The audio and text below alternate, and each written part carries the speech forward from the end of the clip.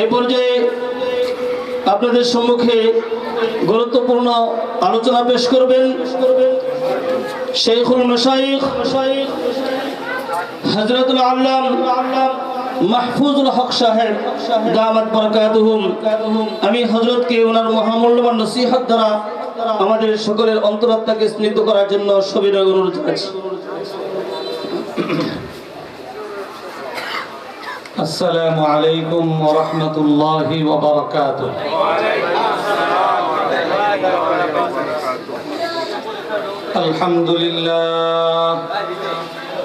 الحمد لله نحمده ونستعينه ونستغفره ونؤمن به ونتوكل عليه ونعوذ بالله من شرور أنفسنا ومن سيئات أعمالنا من يهده الله فلا مضل له ومن يضلل فلا هادي له ونشهد أن لا إله إلا الله وحده لا شريك له ونشهد أن سيدنا ومولانا محمدا عبده ورسوله أرسله بالحق بشيرا ونذيرا وداعيا إلى الله بإذنه وسراجا منيرا أما بعد فأعوذ بالله من الشيطان الرجيم بسم الله الرحمن الرحيم الرحمن علم القرآن خلق الإنسان وقال رسول الله صلى الله عليه وسلم إن هذه القلوب تصدأ كما يصدأ الحديد إذا أصابه الماء قيل يا رسول الله وما جلاؤها قال كثرة ذكر الموت وتلاوة القرآن وقال عليه الصلاة والسلام إن لله أهلين من الناس قالوا من هم يا رسول الله قال أهل القرآن هم أهل الله وخاصته وقال أيضا إن الذي ليس في جوفه شيء من القرآن كالبيت الخرب أو كما قال عليه الصلاة والسلام سبحانك لا علم لنا إلا ما علمتنا إنك أنت العليم الحكيم আমরা সকলেই বরকত হাসিলের উদ্দেশ্যে অত্যন্ত আজমত এবং মোহাব্বতের সাথে একবার রাসূল করিম সাল্লাল্লাহু আলাইহি ওয়াসাল্লামের প্রতি দুরূদ ইব্রাহিমি আমরা পাঠ করি।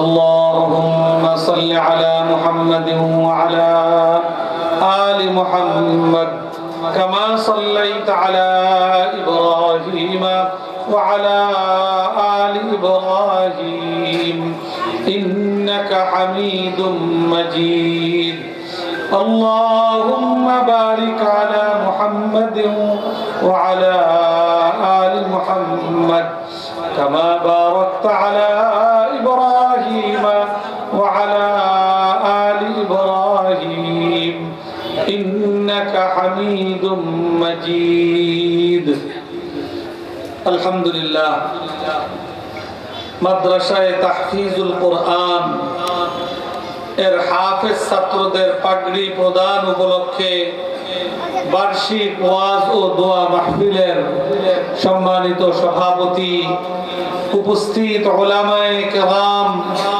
উপস্থিত এলাকার মুরব্বিয়ানে কেরাম, দিনদার ভাইয়েরা, পর্দার আড়ালের আমার অত্যন্ত সম্মানিতা মা ও বোনেরা এবং আমার প্রাণ প্রিয় ছাত্র ভাইয়েরা, আমাদের প্রথম কর্তব্য মহান রব্বুল আলামিনের দরবারে শুকরগুজারি আদায় করা, যিনি আমাদেরকে এই সুন্দর নূরা সান্নিধ্যে বসে কোরআনের আলোচনা শুনবার, আল্লাহ রাসূলের সুন্নাহ এবং তার আদর্শের আলোচনা শুনবার আমাদেরকে সুযোগ করে দিয়েছেন, তৌফিক দান করেছেন।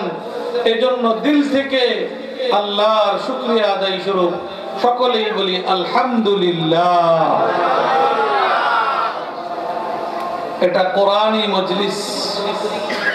আমরা এই মাত্র এই তাহফিজুল কোরআন মাদ্রাসা থেকে এবছর যে 3 জন ছাত্র আমাদেরই সন্তান, আমাদের মধ্যেই কারো না কারো সন্তান, তারা আল্লাহর কালাম, সর্বশ্রেষ্ঠ আসমানি কিতাব, দুনিয়ার মধ্যে সবচেয়ে দামি জিনিস কোরআনকে নিজেদের বুকে ধারণ করবার, নিজেদের বুকে সংরক্ষণ করবার মহা সৌভাগ্য আল্লাহ তাআলা তাদেরকে দান করেছেন। আমরা সৌভাগ্যকে স্বীকৃতি দেওয়ার জন্য এবং এই সৌভাগ্য যেন আজীবন সে ধারণ করতে পারে, সংরক্ষণ করতে পারে, এই জন্য দোয়া দেওয়ার জন্য, আপনাদের সকলের দোয়া তাদের প্রতি নেওয়ার জন্য মাদ্রাসা কর্তৃপক্ষ আজকে এই মহতি মজলিসে এই হাফেজ কোরআনদেরকে আপনাদের সামনে উপস্থাপন করেছে। তাদের মাথায় আমরা সম্মানের পাগড়ি পরিয়ে দিয়েছি। বিরাট সৌভাগ্যের বিষয়। আমরা তাদের জন্য দোয়া করি, আল্লাহ পাক তাদেরকে এই কোরআনের মর্যাদা রক্ষা করবার তৌফিক দান করুন, কোরআনের হক আদায় করবার তৌফিক দান করুন। এই কোরআনী মাহফিল, এখানে কোরআন সম্পর্কেই কিছু আলোচনা কইরা আমি আমার আলোচনা শেষ করব, কোনো দীর্ঘ আলোচনা করব না। আমি সংক্ষিপ্ত আলোচনাতেই অভ্যস্ত। আমি আপনাদের সামনে কোরআনের গুরুত্ব বুঝায় এরকম ছোট্ট 2-3টা আয়াত আপনাদের সামনে আমি পেশ করেছি। কোন সূরা থেকে করছি বলেন? হ্যাঁ, মনোযোগ থাকতে হবে। আমি যে আয়াতগুলো তেলাওয়াত করেছি কোন সূরা? সূরা রহমান। নামটাই অত্যন্ত প্রিয়, অত্যন্ত সুন্দর। কারণ রহমান শব্দের অর্থ হলো কি? অসীম দয়ালু। এই সূরা আমাদের প্রতি অসীম দয়া আল্লাহ পাকের। এই সূরাটার মধ্যে, এই সূরার বৈশিষ্ট্য হলো এই সূরার শুরু থেকে নিয়ে শেষ পর্যন্ত পুরাটা সূরার মধ্যে আল্লাহ পাক মানব জাতির প্রতি আল্লাহর যে রহমত, আল্লাহর যে নিয়ামত, আল্লাহর যে দৌলত আল্লাহ তাআলা দান করেছেন, ওইগুলার বিবরণ দ্বারাই পুরা সূরাটা ভরপুর। বাকি তার মধ্যে কিছু নিয়ামত আছে এমন যেগুলো আল্লাহ তাআলা দুনিয়াতে মানুষকে দান করেন, আর কিছু নিয়ামত আছে এমন যারা দুনিয়ার জীবনটাকে আল্লাহর পছন্দনীয় কাটাইতে পারলে তাদেরকে আল্লাহ তাআলা আখিরাতে কি দিবেন? জান্নাত দিবেন। ওই জান্নাতে যে সকল নিয়ামত আল্লাহ তাআলা আল্লাহর পছন্দনীয় বান্দাদেরকে দান করবেন, সেই সকল নিয়ামত থেকেও কিছু নিয়ামতের উল্লেখ করেছেন এই সূরা রহমানের মধ্যে। সূরা রহমানের মধ্যে কয় প্রকারের নিয়ামতের আলোচনা? 2 প্রকার। এক প্রকার হলো মানুষ দুনিয়াতে যে নিয়ামত ভোগ করে এমন কিছু নিয়ামতের উল্লেখ করেছে। দ্বিতীয় প্রকার কোন নিয়ামত? জান্নাতীরা জান্নাতে যাওয়ার পরে আল্লাহর কাছ থেকে যে নিয়ামত ভোগ করবে, ওই সকল নিয়ামতেরও কিছু বিবরণ আল্লাহ তাআলা সূরা রহমানের মধ্যে দিয়েছেন। এবং আমরা জানি সূরা রহমানের মধ্যে একটা আয়াত বারবার পুনরুল্লেখ হয়েছে, জানি না?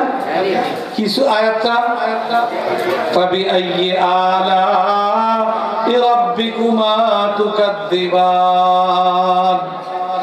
আল্লাহ পাক দুই তিনটা চারটা নিয়ামত বয়ান কইরা এটা একটা প্রশ্ন, আল্লাহ তাআলা প্রশ্ন রাখছেন, ও আমার বান্দা বান্দিরা, তোমরা আমার কোন কোন নিয়ামতকে অস্বীকার করো? দুনিয়ায় অনেক মানুষ আছে যে বিশাল যোগ্যতা অর্জন করছে, বিশাল ব্যবসায়ী হতে পারছে, বড় ডাক্তার হয়েছে, বড় ইঞ্জিনিয়ার হয়েছে, বড় সম্পদশালী হয়েছে, বড় ক্ষমতার মালিক হয়েছে। এই প্রত্যেকটা জিনিস কার দেওয়া? আল্লাহর দেওয়া। কিন্তু সবাইকে এটা বুঝে, সবাইকে এটা স্বীকার করে? আল্লাহ তাআলা কোরআনে পাকের মধ্যে এরকম অনেক উদাহরণ দিয়েছেন যে আল্লাহ পাক অসংখ্য নিয়ামত রাজি দান করেছেন কিন্তু স্বীকার করে না। কারুনের নাম শুনছেন? কারুন শুনছেন সবাই? কারুন কে? কোন ব্যক্তি? দুনিয়ার মধ্যে যাকে আল্লাহ তাআলা সবচেয়ে বেশি সম্পদের মালিক বানিয়েছিলেন। আল্লাহ পাক তার নবী হযরতে মূসা আলাইহিস সালামের মাধ্যমে তাকে উপদেশ দিয়েছিলেন, আহসিন কামা আহসানাল্লাহু ইলাইক ওয়াবতাগি ফীমা আতাকাল্লাহুদ দারাল আখিরাহ ওয়ালা তানসা নাসীবাকা মিনাদ দুনিয়া। আল্লাহ পাক তাকে তার নবীর মাধ্যমে নসিহত উপদেশ দিয়েছিলেন যে আল্লাহ তোমাকে অনেক সম্পদ দিয়েছে, সম্পদ উপার্জন করতে হইলে জ্ঞান বুদ্ধি লাগে। আল্লাহ তাআলা তোমাকে অনেক যোগ্যতা দিয়েছে, ওই যোগ্যতাও দিয়েছেন কে? আল্লাহ। যোগ্যতা খাটাইলেই সবাই সম্পদের মালিক হইতে পারে? দুনিয়াতে কত যোগ্য যোগ্য মানুষ আছে, খাওয়া জুটে না। আবার কত মূর্খ মানুষ আছে, আল্লাহ পাক তাকে সম্পদের পাহাড় দিয়ে দিয়েছে। তো দেন কে? আল্লাহ। আল্লাহ পাক কারুনকে উপদেশ দিয়েছেন যে আমি তোমাকে যা কিছু দিয়েছি এটা শুধু দুনিয়াতেই ভোগ করো না, এটা দ্বারা এমন কিছু করো যে তুমি যেন আখিরাতে এর বিনিময় লাভ করতে পারো, এর পুরস্কার তুমি পাইতে পারো। এমন কিছু আমার দেওয়া নিয়ামত দ্বারা করার চেষ্টা করো। আল্লাহর দেওয়া সম্পদ, আল্লাহর দেওয়া যোগ্যতা, আল্লাহর দেওয়া ক্ষমতা, এমনকি আল্লাহর দেওয়া সন্তান সন্ততি, এইগুলা দ্বারা আখিরাতের সম্পদ উপার্জন করা যায় কিনা? যায়। কিন্তু সবাই করে? সবাই করে। সন্তানকে কয়জন হাফেজ কোরআন বানায়? সন্তানকে কয়জন দিনদার বানানোর প্রয়োজনীয়তা অনুভব করে? আমাদের সমাজে মুসলমানের তো অভাব নাই, কিন্তু আল্লাহর দেওয়া প্রত্যেকটা নিয়ামতের যথাযথ কাজে লাগানো, এটা যেন আমার আখিরাতেও কাজে আসে, এইভাবে কাজে লাগানোর চিন্তা কয়জন করে? সবাই করে? সবাই করে।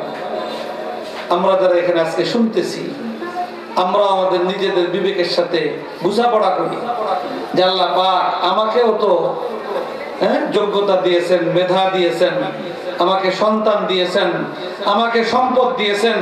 আমি আমার এই সম্পদ দ্বারা আল্লাহর দ্বীনের কতটুকু খেদমত করেছি, আল্লাহর কোরআনের এই প্রতিষ্ঠানে কতটুকু আমি সহযোগিতা করেছি। আমাকে আল্লাহ পক্ষ থেকে দেওয়া সন্তান সন্ততি, তাকে প্রাইমারি স্কুল পড়াইছি, হাই স্কুল পড়াইছি, কলেজে পড়াইছি, ইউনিভার্সিটিতে পড়াইছি, ইংলিশ মিডিয়ামে পড়াইছি, আরো কত কিছুতে পড়াইছি, কিন্তু আমার সন্তানকে আল্লাহর কালাম এবং আল্লাহর সন্তুষ্টির শিক্ষা আমরা কয়জন দিয়েছি? এই প্রশ্ন আমাদের করা উচিত। আমি কত কিছু শিখতেছি, বয়স হয়ে যাওয়ার পরেও শিক্ষা কি শেষ হয়ে যায়? কিন্তু আমি কি আল্লাহর কালাম পড়তে পারি? আমি কি শিখেছি? আল্লাহ তাআলা তো শিক্ষার যোগ্যতা তো আল্লাহই দিয়েছেন। সেই যোগ্যতা দিয়ে আমি বাংলা শিখছি, অঙ্ক শিখছি, ইংরেজি শিখছি, বিজ্ঞান শিখছি, ব্যবসা শিখছি, আরো কত কিছু শিখছি, কিন্তু শিখি নাই আল্লাহর কালাম। এটা কি মস্ত বড় একটা অন্যায় নয়? বিরাট অন্যায়। আল্লাহ পাক কারুনকে এই নসিহতটাই করেছিলেন যে তোমাকে আমি সম্পদ দিয়েছি, যোগ্যতা দিয়েছি, এইটা তুমি শুধু নিজে দুনিয়াতে খালি ভোগ করো না, এটার দ্বারা আখিরাতেরও কিছু সঞ্চয় করার চেষ্টা তুমি কইরো। কারণ বলে জবাবে, হযরত মুসা আলাইহিস সালাম তাকে নসিহত করছেন, সে বলে ক্বালা ইন্নামা উতিতুহু আলা ইলমিন ইনদি। মুসা কি বলে? আল্লাহ দিছে। এটা আল্লাহ দিছে নাকি? আমি আমার যোগ্যতা বলে অর্জন করছি। কি বলেন, তার এই কথা সঠিক? আল্লাহ যে দিছেন, আল্লাহ তাআলা তার এই কথার পরোক্ষ নেই প্রমাণ দিয়ে দিছেন যে তুমি তোমার যোগ্যতা বলে যদি অর্জন করো, তুমি পারলে তোমার সম্পদ তুমি রক্ষা করো, আমি আল্লাহ তোমার সম্পদ সহ তোমাকে দুনিয়াতে ধসায় দেওয়ার সিদ্ধান্ত দিলাম। রক্ষা করতে পারছে কেউ? কারণ তার সয় সম্পদ দিয়া জমিনের মধ্যে কি হয়েছে? ধৈসা গেছে, ডাইবা গেছে। আমাদের দেশেরও কত সম্পদশালী, হ্যাঁ, 2 দিন আগে সম্পদের আর ক্ষমতা দাম্ভিকতা পাও যেমন জমিনে পড়ে না, আর এখন তাদের কোথায় সম্পদ, কোথায় ক্ষমতা, হ্যাঁ, আল্লাহ তাআলা চোখে আঙ্গুল দিয়ে দেখায় দেয়। তো যাই হোক, আমার আলোচনা অন্যদিকে চলে যেতেছে, লম্বা আলোচনা করব না। কোরআন, আমি যেটা বলছিলাম, সূরা রহমানে আল্লাহ পাক তার নিয়ামতের বিবরণ দিয়েছেন, আর 2-4টা নিয়ামতের বিবরণ দিয়েই প্রশ্ন করেছেন, ও আমার বান্দা বান্দীরা, তোমরা আমার কোন কোন নিয়ামতকে অস্বীকার করো? আল্লাহর নিয়ামতকে অস্বীকার করা কোনো উপায় নাই। আল্লাহর কাছে ধরা পড়তে হবে, আল্লাহর শাস্তির মুখোমুখি হইতে হবে। অতএব বুদ্ধিমানের কাজ হলো আল্লাহর দেওয়া নিয়ামতের কি করতে হবে? স্বীকার করতে হবে, শুকরগুজারি আদায় করতে হবে, ওটার মূল্যায়ন করতে হবে। তাহলে আল্লাহ পাক তার নিয়ামত আমাদের জন্য আরো বাড়ায় দিবে। এই নিয়ামতের আলোচনা সূরা রহমানের মধ্যে করছেন। এর মধ্যে সর্বপ্রথম যে নিয়ামতের আলোচনা করেছেন সেটা হলো কি? আর রহমান আল্লামাল কোরআন। সর্বপ্রথম কোন নিয়ামত? কোরআনের নিয়ামত। দুনিয়া এবং আখিরাতের মধ্যে আল্লাহ প্রদত্ত সকল নিয়ামতের মধ্যে সবচেয়ে শ্রেষ্ঠ এবং দামি নিয়ামত হলো কোরআনের নিয়ামত। কিন্তু আমরা কি এটা বিশ্বাস করি? হ্যাঁ, যদি বিশ্বাস করি, এটাকে যদি দামি মনে করি, তাহলে তো 1 নম্বরে আমি শিখবো, আমি এটাকে অর্জন করব। 2 নম্বরে আমার প্রিয় ছেলে মেয়ে তাদেরকে শিখাইবো, আমার নাতি নাতকুর তাদেরকে শিখাইবো, আমার ছোট ভাই বোন তাদেরকে শিক্ষা দেওয়ার উদ্যোগ গ্রহণ করব। আমরা কয়জন আছি নিজেদের ছেলেদেরকে কোরআন শিক্ষা দেওয়ার উদ্যোগ গ্রহণ করছি? কয়জন আছি? যারা একটু ভালো তারা এতটুকু করি, ওই গ্রামগঞ্জ থেকে এতিম গরিব মিসকিন আইসা যে পড়ে, তাদের পড়ালেখা একটু সাহায্য করি, মনে করি এইটাই কোরআনের বিরাট আমি সাহায্য করে ফেলি। হ্যাঁ, অবশ্যই এটা কর্তব্য করণীয়, কিন্তু 1 নম্বর কর্তব্য করণীয় হলো নিজের উপরে। আমাকে আল্লাহর কোরআন শিখতে হবে। আল্লাহ পাক এই কোরআনের নিয়ামতের আলোচনা করার পর 2 নম্বরে আলোচনা করেছেন খালাকাল ইনসান। আল্লাহ পাক আমাদেরকে মানুষ হিসাবে সৃষ্টি করেছেন। এটাও তো আমাদের প্রতি আল্লাহর অনেক বড় অনুগ্রহ। আল্লাহ চাইলে আমাদেরকে মানুষ না করে অন্য কোনো মাখলুক বানাইতে পারতেন। আল্লাহ পাক আমাদেরকে আশরাফুল মাখলুকাত মানুষ বানিয়েছেন, এটাও আল্লাহর বড় নিয়ামত। এইখানে আল্লাহ পাক কোরআনের কথা আগে আনছেন, মানব সৃষ্টির কথা পরে আনছেন। আসলে তো মানুষ হিসেবে সৃষ্টি আগে, কোরআন শিক্ষা হলো পরে। কিন্তু আল্লাহ তাআলা উল্লেখ করার ক্ষেত্রে কোরআন শিক্ষার আলোচনা করছেন আগে, আর মানব সৃষ্টির কথা উল্লেখ করছেন কবে? পরে। এটার দ্বারা একটা জিনিস বুঝাইতে চেয়েছেন আল্লাহ তাআলা, যে কোন একটা মানুষ যদি প্রকৃত মানুষ হইতে চায়, তাহলে তার জন্য পূর্ব শর্ত হলো আল্লাহর কোরআনের সাথে তার সম্পর্ক স্থাপিত হওয়া। যেই মানুষটার আল্লাহর কোরআনের সাথে সম্পর্ক হবে না, সে আসলে প্রকৃত মানুষই না। সে হয়তো মানুষের ঘরে জন্মগ্রহণ করছে, কিন্তু আল্লাহর কাছে সে মানবিক মর্যাদা লাভ করার অধিকার রাখে না। আল্লাহ মানুষকে প্রকৃত মানুষ বানানোর জন্যই আল্লাহ কোরআন আমাদেরকে দান করেছে। এই কোরআনের কি কি লাভ, কি ফায়দা, এই কোরআনের দ্বারা একজন মানুষ কত বেশি মর্যাদাবান হয়। আমি দুইটা হাদিস পেশ করছি। আল্লাহ রাসূল বলেন, ইন্না হাদিহিল কুলুব তাসদাউ কামা ইয়াসদাউল হাদিদ ইদা আসাবাহুল মা। আল্লাহ রাসূল বলেন, মানুষের যে অন্তর আছে, দিল, কলব, এই কলব মানুষ যখন আল্লাহর নাফরমানি করে, গুনাহ করে, আমাদের হয় কিনা, গুনাহ বা নাফরমানি করলে এই কলবের মধ্যে মরিচিকা পড়ে, জং পড়ে। যেমন লোহার মধ্যে পানি লাগলে লোহার মধ্যে কি ধরে, জং ধরে। এরকম মানুষের দিলের মধ্যেও জং ধরে, তবে পানির দ্বারা জং ধরে না। দিলের জং ধরে কিসের কারণে? নাফরমানির কারণে, গুনাহের কারণে। তো সাহাবায়ে কেরাম আল্লাহ রাসূলকে জিজ্ঞেস করলেন, ইয়া রাসূলুল্লাহ, লোহাতে জং পড়লে এই জং দূর করার পদ্ধতি তো আমাদের জানা আছে না? ওটা শিরিষ কাগজ দিয়ে যদি সুন্দর করে ঘষা রং দিয়ে দেওয়া হয় তাহলে জং দূর হইয়া লোহাটা সংরক্ষিত হয়ে যায়। লোহার জং দূর করার তো পদ্ধতি আমরা জানি, কিন্তু দিলের জং আমরা কিভাবে দূর করব? মানুষ হিসাবে তো আমার দ্বারা বিভিন্ন সময় আল্লাহর নাফরমানি হয়ে যায়, গুনাহ হয়ে যায়, নামাজ কাজা হয়ে যায়, মিথ্যা কথা বইলা ফেলাই, মাপে কম দিয়ে দেই, মানুষের সাথে ধোঁকাবাজি কইরা ফেলাই। এর দ্বারা তো দিলের মধ্যে জং পড়ে। এই জং দূর করার উপায় কি? আল্লাহ রাসূল জবাব দিয়েছেন যে দুইটা কাজ এমন আছে, ওই দুই কাজ করলে সওয়াবও হয় আর দিলের জংও দূর হয়ে যায়। এক নম্বর হলো কাসরাতু যিকরিল মাউত, মৃত্যুকে বেশি বেশি স্মরণ করা। আমরা কি স্মরণ করি? ভুলে যাই। নিজের সন্তান মারা যায়, 2 দিন পর আমি ভুলে যাই।